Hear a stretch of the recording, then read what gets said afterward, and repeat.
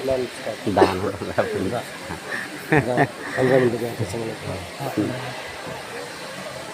आपण सर्वप्रथम एका परमेश्वराला प्रणाम करूया. भगवान बाबा हनुमान जी को प्रणाम.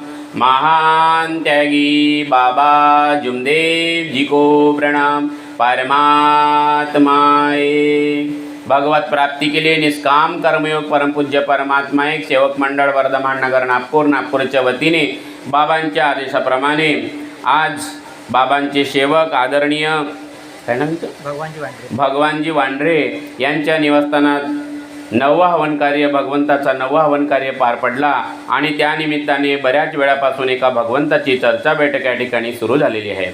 या बैठकीमध्ये स्वयं शक्तिशाली भगवान बाबा हनुमानजी उपस्थित आहेत. बाबा हनुमानजीला माझा प्रणाम. तसेच आपल्या सर्वांचे सद्गुरू व मानव धर्माचे संस्थापक महान त्यागी बाबा जुमदेवजी सुद्धा ठिकाणी उपस्थित आहेत. बाबा जुमदेवजींना माझा प्रणाम. त्याचप्रमाणे आपल्या सर्वांच्या मातोश्री आई वाराणसी ह्या सुद्धा ठिकाणी उपस्थित आहेत. आईला माझा प्रणाम. त्याचप्रमाणे मंचकर उपस्थित आजच्या बैठकीचे अध्यक्ष महोदय मंडळाचे मार्गदर्शक आदरणीय सूर्यवानजी टेकाडे यांना सुद्धा माझा नमस्कार.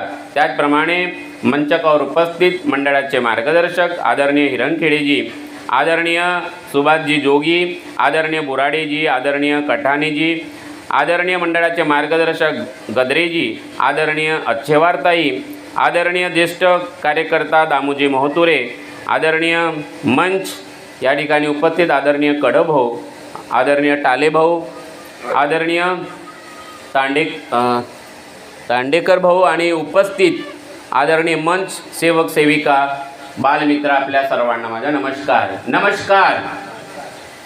देखो यहाँ पे अभी तक काफ़ी अच्छे अच्छे अनुभव हमने सुना और भगवत कृपा के जो गुण हैं कि भगवत कृपा कैसे है हम सब के जीवन में, यानी यहाँ पे चकोले भाऊ और बाकी सब लोगों ने अपने अपने अनुभव बताया कि भगवत कृपा किस प्रकार से खड़ी होती है सेवक जब आवाज़ देता है, और सेवक के साथ बाबा ने हमारा कैसा रिश्ता कर दिया भगवान के साथ, और जब भगवान के साथ रिश्ता हो गया तो हम बाबा के सब पुत्र, हम भी सब सेवक भाई है ना, हम भी भाई भाई, हम सब सेवक भाई. और आज बड़ी खुशी हो रही कि मैं करमबाड़ में आया हूँ काफ़ी सालों के बाद, और करमबाड़ के साथ मेरा काफ़ी गहरा रिश्ता रहा. यहाँ पे घेर जी है, यहाँ पे बर्वे फैमिली और भी बहुत सारे लोग हैं.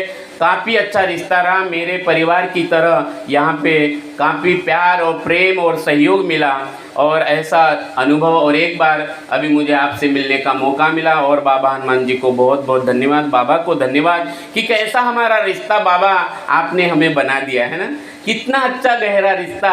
एक तरफ भगवान से दोस्ती और हम सब सेवक भाई भाई है ना.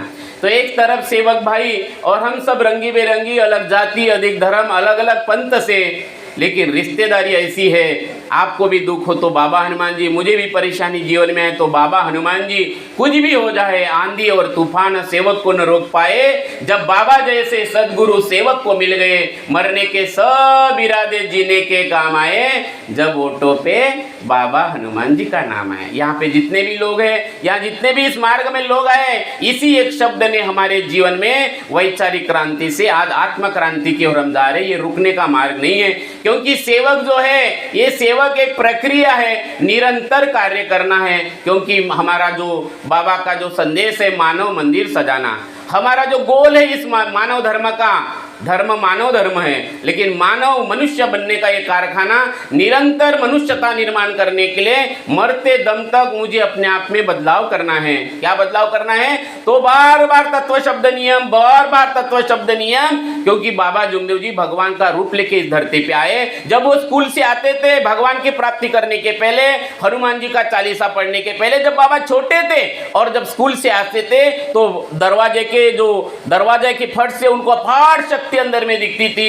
इससे सिद्ध होता है कि बाबा भगवान के रूप में धरती पे आया. और बाद में तो आप सबको पता है कि भगवान ने बाबा का परिचय दिया, लेकिन हमारा स्पर्श बाबा जैसे परिस के समान हुआ, परिस रूपी व्यक्तित्व के साथ में हुआ, अपार शक्ति के साथ में हुआ. लेकिन वो ऐना बाबा ने दिया कि उस परिस में और स्पर्श करना है, और गहराई में जाना है, और अपने आप को समझना है, और अपने आप को समझते हुए मर जाना है। एक तरफ मरने का मार्ग है। बाबा ने कहा कि जितना आप भगवान के नाम पर मरोगे भगवान से और ज्यादा दोस्ती होगी, और इसलिए निरंतर जो सेवक एक प्रक्रिया है, हो सकता है कोई मार्गदर्शक हो, कोई संचालक हो मंडल का, तो वो एक व्यवस्थापन है, लेकिन संचालक मार्गदर्शक यहाँ पे आया सेवक, पहले वो सेवक है, पहले दिन सेवक बना क्योंकि उसने मरने का वचन दिया। बाबा कहते थे कि बोले मेरे पास में बहुत लोग आए, बोले बड़े बड़े धनी आए, बोले लेकिन उनको जोत लगाने का अधिकार नहीं दिया। दुखी कष्टी और जिसने मरने का वचन देने के लिए तैयार हुआ, अगर कोई सेवक जाए मार्गदर्शक के पास या बाबा के पास भी, उसने नहीं मुझे मरना नहीं है, तो बाबा बोलते थे तू पहले मरने का वचन देना पड़ेगा तब जोत लगाने का अधिकार मिलेगा। तो जिसने मरने का वचन दिया बाबा ने उसी को जोत लगाने का अधिकार दिया। तो ये मरना बोलने के बाद बाबा ने ये बैठक लगाई कि मरना तो हमने बोल दिया, बराबर नहीं, लेकिन इसकी गहराई है जैसे कुएं की एक गहराई होती है, पहले मिट्टी लगती है, फिर पत्थर लगते हैं, फिर और गहराई में जाओ, और गहराई में जाओ, और फिर मुरुम लगता है, फिर और नीचे जाओ, और नीचे जाओ, फिर बड़े अमृत के झरे मिल जाते हैं। तो इस प्रकार का अमृत जितना हम गहराई में जाएंगे तो गहराई का दिन, मतलब ऐसा नहीं कि अभी यहाँ पे वांड्रे जी के घर में हम आए और ये पक्के सेवक बन गए, इनकी एक प्रक्रिया पूरी हो गई 42 दिन, और ये अभी 42 दिन का त्याग और 9 हवन, लेकिन यहाँ से अभी इनकी बड़ी पढ़ाई चालू हो गई ना, और ज्यादा जागरूक होना इनको, और जागरूक और जागरूक। उठ जाग मुसाफिर भोर बही अब रहन कहाँ तू सोवत है, जो सोवत है सो खोवत है, और जो जागत है सो पावत है। ये मार्ग, ये दैवी शक्ति पाने वाला ही खो सकता है और खोने वाला भी पा सकता है, क्योंकि बाबा ने किसी को आशीर्वाद नहीं दिया, दिया क्या, और ऐसा कोई एग्रीमेंट नहीं कर दिया। इसलिए करंट है, ये करंट जैसे माइक में करंट है वैसे इस मार्ग में भी करंट है, पल में आता है और पल में जाता है, पल में आया और पल में जाया। और बाबा ने अपने भी अनुभव बताए कि किस प्रकार से भगवान में हमको पकड़ के रखा, और इसलिए 9वां हवन हुआ, त्याग हुआ, 40 साल हो गए, 30 साल हो गए, लेकिन मरते दम तक भगवान को ही पकड़ के रखना पड़ेगा, कितना भी कुछ करे, कितना भी दिमाग लगाए। इसलिए बाबा ने हमें चित्त से, मन से, बुद्धि से उस भगवान के नाम पर मरने के लिए बोला। शरीर का एक एक श्वास हमारी दृष्टि से लेकर शरीर, सिर से लेकर पैर तक, यो सर्वे सर्वा भगवान है, मैं और आप निमित्त मात्र हो। बाबा ने अंतिम समय तक सिर्फ भगवान के ऊपर उंगली दिखाई, भगवान के तरफ, जिसका भगवान ने परिचय दिया। बाबा बोल सकते थे, बाबा बहुत बड़े धनी बन सकते थे, वो आशीर्वाद बाबा को था, बहुत बड़े धनी बन सकते थे, लेकिन बाबा ने धनी को पकड़ा और बार बार उंगली दिखाया भगवान के तरफ, और मैं निमित्त मात्र हूं। और सारे मानव में जो अपने आत्मा में देखा वही आत्मा में बाबा ने परमात्मा सब सेवकों की आत्मा में देखा, इसलिए बाबा ने गर्दी नहीं किया। और दूसरी बात, सब सेवकों को छुड़ाया। कैसे छुड़ाया कि तेरा भगवान तेरे पास है, संसार में ऐसा कोई गुरु नहीं है, हर गुरु यही कहता है कि मेरे से मंत्र लेना पड़ेगा, मेरे से दीक्षा लेना पड़ेगा, मेरे से शब्द लेना पड़ेगा। लेकिन बाबा ने ऐसी कृपा दी कि कार्य करता, आजकल मार्गदर्शक बोलते हैं, ठीक है, अभी चकोले भाव ने बोला कि मार्गदर्शक तो सिर्फ बाबा है, सही बात है, क्योंकि भगवान ने बाबा का परिचय दिया, इसलिए बाबा, जैसे कृष्ण ने गीता बताई अर्जुन को, वैसे बाबा ने ये जीते जी जन्म और मृत्यु के बीच में कैसे जीना, ये तत्व शब्दम का नियम का इना दिया कि जिससे हमारी भगवान के साथ दोस्ती और गहरी हो जाए, और गहरी हो जाए। और इस प्रकार से बाबा ने हमारा रिश्ता भगवान से संबंधित बनाया। इसको बना के रखने के लिए बार बार ऐसे बैठक में जाना है, बार बार अच्छे संगति में बैठना है, और दृष्टि एक, लक्ष्य एक, चित्ते भगवान। क्यों हम अनुभव इतने सारे क्यों सुनते, कि हम जागरूक रह पाए, क्योंकि बाहर में संसार है, बाहर में संसार है, कब आगे पीछे जीवन हो जाए